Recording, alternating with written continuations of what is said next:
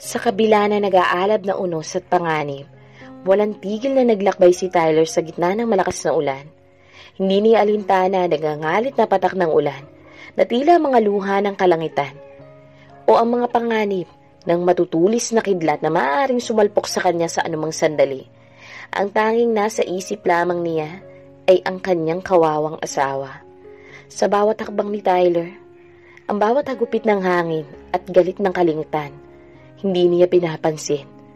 Ang kanyang paglalakbay ay hindi nasasakal ng panganib sapagkat ang kanyang pag-ibig para kay Misha ay higit pa sa anumang takot o peligro na maaaring harapin niya at walang makakapigil sa kanya kahit gaano pa kapanganib iyon at kalakas ang unos ay hahamakin niya.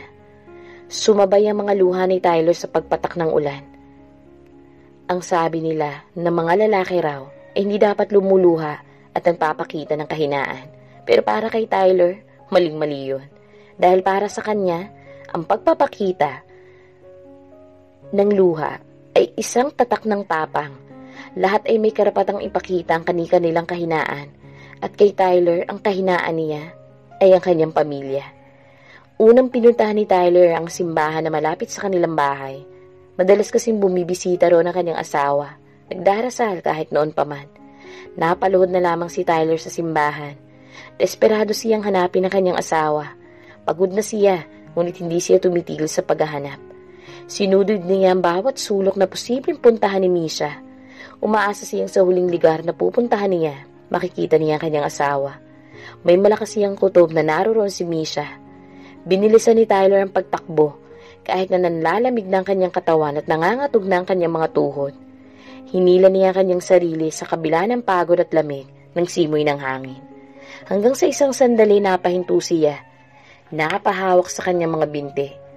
Mula sa malayo, nakita niya ang likod ng isang babae na nakaluhod. Napakalakas ng tibok ng kanyang puso, sa damdaming hindi niya maipaliwanag. Pinakawalan ni Tyler ang isang malalim na hininga, habang tinatanaw ang distansya. Ang babae sa kanyang harap ay tila isang anghel na bumaba mula sa langit. Ngunit sa kasalukuyan, ang kanyang presensya ay nagdulot ng kalituhan sa kanyang puso. Hindi niya kaagad maagapay ang kanyang hakbang. Patuloy na nakatitig lang siya sa likod ng babae na iyon na tila humahagulhol sa katahimikan ng gabi. Nang mas malapitan niya ito, narinig niya ang mahinang hikbi nito, ang boses na nagpukaw sa kanyang damdamin. Sa pagtigil niya sa harapan ng babae, hindi niya mapigilang hindi magtaka. Nang yumuko siya ng bahagya, nakita niya ang buhok ng babaeng iyon na may kahalintulad sa kulay at kahulugan sa asawa niyang si Misha. Isang galak ang kanyang naramdaman sa kanyang dibdib. May halong takot at pag-asa. Misha, bulong niya ng marahan. Ang kanyang tinig ay nababalot ng hindi mapigilang damdamin. Nang bumaling ang babae, lumitaw ang kanyang muka na puno ng lungkot at pagdudusa. Subalit sa mga mata ng bawat isa, may isang salitang unti-unting namumakadkad. Pagmamahal. Nagluluksa ang puso niya sa nakikita. Hindi niya mapigilang mapaiyak. Nais niyang sumigaw sa sakit at pag-aalala na kanyang nararamdaman. Tama nga ang hinala niya. Narito nga ang kanyang asawa. Kahit papano nawala ng pag-aalala sa kanyang puso. At naramdaman na niyang isang kaligayahan na hindi niya akalain. Misha, mahal ko. Huwag mong isipin na nag-iisa ka. Hindi kita hahayaang mag-isa muli kahit anong mangyari. Ang bulong niya, puno ng pagmamahal at pangako. Habang dahan-dahang lumalapit sa kanya at inaakay ang kanyang asawa sa kanyang bisig. Sa gitna ng madilim na gabi, ang mundo'y tila naglaho sa dilim ng mga ulap na nagpapatak ng mga patak ng ulan. Ang malamig na simoy ng hangin ay dumarampi sa kanilang balat, nagdadala ng lalong lungkot sa kanilang pusong nagluluksa. Sa paligid ng mga puno ay yumuyugyug sa hampas ng hangin. Tila nilalanghap din ang kanilang kalungkutan. Ang mag-asawa ay nakatayo sa harap ng libingan ni Baby Butchie. Tila mga anino na lamang sa gitna ng dilim. Ang mga luhay walang humpay na umaagos sa kanilang mga mata. Nagpapakita ng sakit at lungkot na hindi kayang takpan ng anumang salita. Ang bawat hagulhol parang musika ng pagdadalamhati na naglalaro sa himig ng unos. Kasabay ng pag-ulan, tila nagiging makulimlim din ang kanilang mga puso. Ang kanilang pag-ibig ay parang sisiw na basang-basa, naglalakad sa putik ng kanilang mga pighati, ngunit hindi nagpapatinag.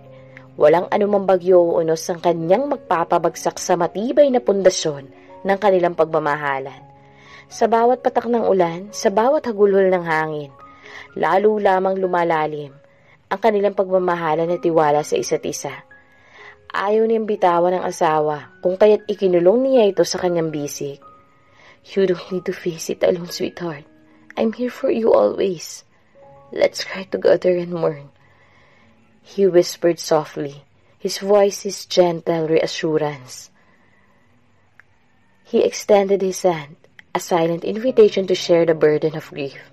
In that moment, their hearts beat as one, finding solace in each other's presence, sa kabila ng lungkot at kadiliman. Kahit naramdam ni Tyler ang lamig at sakit sa kanyang katawan, tila siya'y lalagnatin dahil sa matagal na pagkakababad sa ulan. Habang hinahanap ang kanyang asawa, hindi niya iyon pinansin. Buong gabi siyang naghahanap. Hindi alintana ang pag-ulan na bumabagsak sa kanya. Hanggang sa wakas nakita rin niya si Misha, ang kanyang mahal na mukhang pagod na rin at pareho niyang basang-basa. Hindi niya naisip ang sariling kalagayan. Ang tanging iniisip niya ay ang kaligtasan ng asawa at ang pagluluksa nito sa gitna ng ulan. Kaya't walang pag-atubiling iniangat ni Tyler si Misha na mabigat na sa kanyang bisig. Hindi niya kayang makita ang kanyang asawa na magkakasakit, kaya't daladala niya ito hanggang sa kanilang tahanan. Kahit na ang kanyang sariling katawan ay sumisigaw na rin ng sakit at pagod, ang pagmamahal at pag-aalala ni Tyler kay Misha ay nagpapalakas sa kanya. Pagdating ng bahay, masayang sinalubong sila ni Noah na puno ng pag-aalala ang mga mata. Tinulungan nilang dalawa si Misha na makapasok sa bahay, na agad na nilagay sa kama. Ang mainit na kape at kumot na inalok ni Noah ay hindi lamang nagbigay ng pisikal na kaginhawaan, kundi pati na rin ang karampatang pagmamalasakit at suporta mula sa isang kaibigan. Sa harap ng mga hamon at pagsubok sa buhay, mahalaga ang mga taong handang tumulong at mag-aalaga. Ang pagmamahal at pag-aalaga ni Tyler kay Misha, kasamang suporta mula kay Noah, ay nagpapakita ng halaga ng mga tunay na kaibigan at ang lakas ng pagmamahal sa panahon ng kagipitan. Sa bawat hakbang ng kanilang paglalakbay, nagpapalakas ng kanilang pagkakaibigan at pag-ibig, nagbibigay ng lakas at pag-asa sa mga susunod na mga araw. Mom, Dad, inabutan sila ng mga anak ng tuwalya upang tuyuin ang kanilang sarili. Hinanda ni Tyler ang bathtub, pinaliguan nila ang kanyang asawa. Nais nito marilax ang asawa kahit ilang oras lamang. Sunod-sunod ang bahing na nanggaling kay Tyler. Sumasama na ang pakiramdam niya, ngunit wala itong pakialam. Dahan-dahan silang lumubog sa bathtub mag-asawa. Mahal, how do you feel now? Hindi nito maiwasang maitanong habang hinihilid at sinasabon ang likod ng asawa. Bumahing uli ito kung kaya't nakuha nito ang atensyon ni Misha. Nababalutan ng pag-aalala ang mata ni Misha dahil sa biglang pagbahing ng asawa, mukhang lalagnatin pa ito dahil sa kanya. Ayos ka lang, mahal. Hindi maiwasang maiyak ni Tyler nang harapin siya ng asawa. At sa muli, narinig na niya ang boses nito. Halos isang linggo rin. Hindi ito umiimik at tahimik lang. Hindi siya pinapansin kung kaya't sobrang big deal kay Tyler ang kumustahin siya ng asawa ngayon. Sa wakas, may progreso na ang kalagayan ng asawa niya. Mukhang nakatulong rito ang pagluluksa nito sa ulan sa tapat ng puntod ni Baby Butchie. Magsasalita muli sana si Tyler nang muli siyang bumahing na mas ikinabahala ni Misha. Mukhang hindi ka okay, mahal ko. Pasensya ka na ha, kasalanan ko. Lumambot ang ekspresyon ni Tyler nang yumuko si Misha at humingi ng tawad. Wala naman itong kasalanan. At isa pa, gusto ni Tyler na magpakabasa ng ulan. Mahal ko, why are you blaming yourself? Hindi mo to kasalanan. Desisyon ko yun at wala akong pinagsisisihan. Sapat na sa akin na makita kang maayos. Pinag-alala mo kaya ako ng sobra. I'm sorry. Hindi ako nag-isip ng tama. Tuloy, magkakasakit ka pa dahil sa paghahanap mo sa akin. Ang init mo, Tyler. Nang salatin ni Misha ang noo, ay naramdaman niyang mainit na temperatura ng asawa. May lagnat ito dahil sa matagal na pagkakababad sa ulan. Mahina pa naman ito sa ulan. Malalim rin ang mga mata ni Tyler. Bakas ng pagod sa berde nitong mga mata. Nangilid ang luha ni Misha. Sa kabila ng lahat ay siya pa rin ang prioridad ng asawa kumpara sa sarili nito. Mahal, ayos lang ako. Huwag kang masyado mag-alala. Malakas kaya ang asawa mo. You know what makes me feel better? May panunuksong sabi ni Tyler sa asawa. Ano? Hindi pa rin nawawala ang pag-alala kay Misha. At dahil nakadantay ang kanyang mga hita sa asawa, ramdam niyang init ng katawan nito. It's just kispirin. Nakangising sabi ni Tyler. Sabay nguso kay Misha. Hindi naman maiwasan ni Misha na mapangiti sa kapilyuhan ng asawa. Nagbibiro lamang si Tyler ngunit nabigla ito nang halikan siya ng asawa sa mabilis na paraan. Damn, that was so fast. Ulitin mo nga, mahal. Natawa na lamang si Misha, ngunit hindi nito inaasahan ang pagkabig sa kanya ni Tyler. Napangiti si Misha nang biglang halikan siya ni muli ni Tyler. Ngunit hindi niya inaasang magiging ganun ka-passionate ang pag-akto ng kanyang asawa. Sa isang iglap, naramdaman niya ang paglapat ng mga labi ni Tyler sa kanya. Hindi nag-atubiling gantihan ni Misha ang halik ng asawa. Sa sandaling iyon, tila naglaho ang lahat ng kanilang iniisip. Dama ni Misha ang init ng pagmamahal sa bawat halik na iyon. Hanggang sa maghiwalay ang kanilang mga labi, ngunit hindi pa rin sila naghihiwalay. Ipinagdikit nila ang kanilang mga noo. Nagmamasid sa isa't isa nang may ngiti sa kanilang mga labi. Sa kanilang mga mata, makikita mo ang pagmamahal at pag-unawa sa isa't isa. Sa sandaling iyon, walang salita ang kailangan nila. Ang pagtingin lamang sa mga mata ng isa't isa ay sapat na upang maipadama ang lahat ng kanilang mga damdamin. Sa kabila ng kanilang pinagdaraanan, napagtanto ni Misha kung gaano siya kamahal ng asawa at kaya siyang tanggapin at hanapin saan man siya magtago. Bihira na lamang ang mga lalaking katulad ni Tyler, kaya't labis ang pagpapasalamat niya sa may kapal na binigyan siya ng isang kabiyak na masasandalan. See, I told you, wife, I only need kispirin. Napairap na lamang si Misha sa ere dahil ninakawan muling siya ng halik ng asawa. Pinatalikod siya nito na agad naman niyang sinunod hanggang sa maramdaman na lamang niya ang dahan-dahang pagsasabon ng kanyang asawa sa kanyang likuran. Kahit na mahal, kailangan mo pa rin uminom ng gamot. Naglaro si Misha ng sabon sa kanyang kamay na tila may naisip na kalokohan sa asawa. Okay, kung yun ang gusto ng asawa ko, iinom ako ng gamot.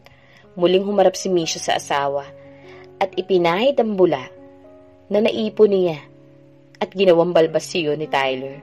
Kung kaya't natawa na lamang ito. Masaya silang naligon dalawa. Hindi na nga nila namalayan kung gaano sila katagal sa bathtub. Dahil sa kapilyuhan nilang mag-asawa, magkayakap ang mag-asawa sa kama pagkatapos nilang maglaro at maligo. Sa ilalim ng lambing ng kumot, unti-unti nilang naramdaman ang pagod na dulot ng araw na iyon. Si Tyler hindi na gaanong mainit dahil uminom na ito ng gamot at mukhang umepekto naman nga ang kispirin na binigay ng kanyang asawa. Sa sandaling iyon, ang kanilang pagkakayakap ay parang lunas sa anumang pagod at hirap ng kanilang nararanasan. I'm sorry, asawa ko, sabi ni Tyler sa kanyang asawa. Hinalikan nito sa kanyang noo. Napakunot noo naman si Misha.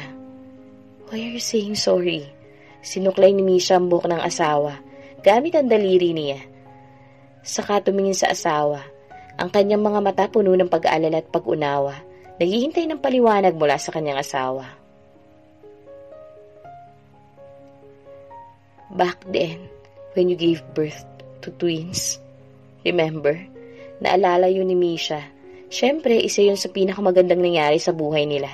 Lalo na't hindi nila ina-expect na magiging kambalang anak nila. What about that? I remember the serious talk the doctor had with us. Warning about our another pregnancy. Baka raw hindi na makayanan ng katawan mo. But even with their advice, I didn't take it seriously. Hindi ako nagsisisi na dumating sa atin si Baby Butchie kahit na panandalian lang. But I do feel bad for not listening to the doctor. I didn't realize how much danger I might have caused you. Now, looking back, I feel guilty about that risk I took with your help. It's making me really think about it all. Lumambot ang ekspresyon ni Misha sa sinabi ng asawa. Kung tutuusin, wala naman siyang sama ng loob sa asawa niya. Pareho naman nila yung ginusto at walang may kasalanan. Mahal ko, walang may kasalanan sa atin, okay? Stop thinking about it. I'm okay now, and you help me. Kahit ilang beses kong sabihin na iwanan mo ko, hindi mo ko iniwan. Hinawakan niyang pisngi ng asawa, so she can assure that it wasn't his fault at all. I have decided that I will go under ligation. Nagulantang si Tyler sa sinabi ng asawa. Bakas ang pangamba at pag-aalala sa mukha ni Tyler. Hindi nito nagustuhan ang sinabi ng asawa. Sweetheart, stop putting your life at risk, please. Just let me do it. Let me do it, mariing sabi ni Tyler. Hindi naman mawari ni Misha kung ano ang naisip pahiwatig ng asawa. Napakapit siya nang hinalikan siya nito sa noo. Isang galaw na nagpapakita ng pagmamahal at pag-aalaga. Ang halik na yun ay parang isang pangako ng pagmamahal at pag-aalaga na tila nagpapahiwatig ng determinasyon na alagaan at protektahan ang kanyang asawa sa anumang oras na nagdulot sa puso niya ng kapanatagan. Hindi naman sa ganun. Gusto ko pa sanang subukan natin kasi, di ba, nabanggit mo sa akin na gusto mo ng malaking pamilya. Pero sa tingin ko, hindi ko yun kayang ibigay sa'yo. Mariing sabi ni Misha, may halong pangamba bawat salita na kanyang binibitawan. Ang kanyang dibdib ay naglalaro ng takot at posibleng maging reaksyon ng kanyang asawa. Di makapaniwala si Tyler sa narinig. Hindi niya akalaing seseryosohin ng asawang usapang yun. Maaring sinabi niya na may halong pangamba sa bawat salita. Ang kanyang dibdib ay naglalaro ng takot sa posibleng reaksyon ng kanyang asawa. Mahal ko, hindi na mahalaga yun. Sapat na sa akin kung anong kaya mong ibigay. Yung mga sakripisyo na ginawa mo para mataguyod lamang. Habang ako'y nabubuhay binata pa, isa yun sa mga pinagsisisihan ko. Sobra-sobra na ang binigay mo. Kaya huwag kang mag-isip ng ganyan. Mahal na mahal kita, mahal ko, at ayaw kong mapahamak ka. Mariing sinabi ni Tyler sa asawa. Puno ng pagmamahal at pangamba ang kanyang boses. Ang kanyang mga mata, tumingin ng mariin sa asawa na puno ng pag-aalala at pangamba para sa kaligtasan nito. Lalo na sa binabalak nito. Totoo ba? Hindi mo ako iiwan? Baka mabalitaan ko na lang isang araw na may anak ka na sa ibang babae, ha? Napatawa si Tyler sa paratang ng asawa niya. Bakit mo naman naisip yan? Alam ko, I was a man whore when I still haven't met you. Pero ngayon, nahanap ko ng isang babae na gusto kong makasama habang buhay. Sa'yo ko lang gustong magkaanak, no? Why would I still look for someone else if you're more than enough? Sagot ni Tyler. Puno ng pagmamahal at pangako. Narinig ni Misha ang sinabi ng asawa. At hindi maiwasang mapuno ang kanyang puso ng kilig. Ang mga salitang iyon ay hindi lang simpleng pangako, kundi isang malaking pahayag ng pagmamahal at katapatan. Sa bawat salita nadama niya ang tunay na pagmamahal ng kanyang asawa at ang kahalagahan ng kanilang pagsasama. Sa sandaling iyon, ang mundo nila'y tila naglaho at ang tanging naiwan ay ang kanilang pag-ibig na nagbibigay ng liwanag sa buhay nila.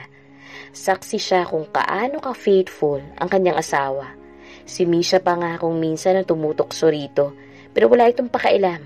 Ang buong akala noon ni Misha, magagalit ito at magtatanim ng sama ng loob nang pagbintangan niya ito na may babae, pero nanatili itong kalmado. At kahit si Misha ang may kasalanan, ito pa rin ang humingi ng tawad. Bilib si Misha sa haba ng pasensya ng asawa niya sa kanya, lalo na sa pagtatampo niya. Wala itong pagod kung suyuin siya. Saksi siya kung gaano ka-faithful sa kanyang asawa niya. Si Misha pa nga kung minsan tumutokso rito eh. Ngunit wala itong pakailam. Ang buong akala noon ni Misha, magagalit ito at magtatanim ng sama ng loob nang pagbintangan niya itong may babae noon. Ngunit nanatili itong kalmado at mahinahon. At kahit si Misha ang may kasalanan, ito pa rin ang humingi ng tawad. Bilib si Misha sa haba ng pasensya ng asawa sa kanya, lalo na nga sa pagtatampo nito. Walang pagod siya nitong sinusuyo na nagpapakita ng tunay na pagmamahal at pag-unawa para sa kanya. Sa bawat sandaling iyon, nadarama ni Misha kung gaano pinapahalaga ni Tyler ang kanilang relasyon at nagpapahalaga sa katatagan ng pag-ibig na nag-uugnay sa kanilang dalawa Iba talaga kung may tiwala kayo sa isa't isa. Hindi ka makakaramdam ng pangamba. Oo na, naniniwala na ako. Saka hindi naman kita papayagan ng mambabae, no? Putol talaga sa akin yan. Natawa si Tyler sa sinabi ng asawa. Kahit siguro sino pa ang iharap sa kanyang babae, sexy, maganda o bata, hindi niya magagawang ipagpalit si Misha. Ganun siguro talaga pag nagmamahal ka. You will not see anyone beside from the love of your life. And as the time flies, they are becoming prettier and handsome in your eyes. Ang pag-ibig ay parang salamin na nagpapakita ng tunay na kagandahan ng iyong minamahal.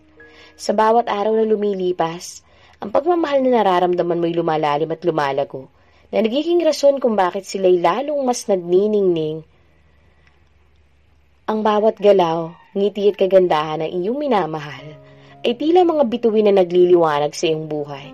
Sa pamamagitan ng pag-ibig, ang kanilang presensya ay nagiging liwanag na naglalayo sa dilim, nagbibigay kulay sa mundo mo. Let's sleep now, sweetheart. Sweet dreams, sabi ni Tyler, habang hinihimas ang buhok ni Misha na nasa kanyang mga bisig. Hindi inaasahan ni Misha na makakatulog siya ng payapa sa kabila ng pinagdadaanan nila mag-asawa ngayon. Ngunit sa yakap at presensya ng kanyang asawang si Tyler, unti-unti siyang nakatulog. One of the place where she feels secure, and it was in the arms of her husband. Sa paghimlay ng kanilang katawan, ang kanilang mga puso ay nagbigay tugon sa musika ng pagmamahal na bumabalot sa kanilang buong paligid. Sa sandaling iyon, ang mundo nila'y tila naglambing sa kanilang pag-ibig, nagbibigay ng kapayapaan at kaligayahan sa kanilang mga puso at isipan. Linggo ng umaga, at busy na ang Eleazar family. Nagbabalak silang pumunta ng church. Tuwing linggo kasi ugali na nila ang magsamba, magpatawad at magpasalamat para sa mga biyayang kanilang natatanggap, pati na rin ang paghingi ng gabay mula sa Diyos para sa mga hamon na kanilang kinakaharap.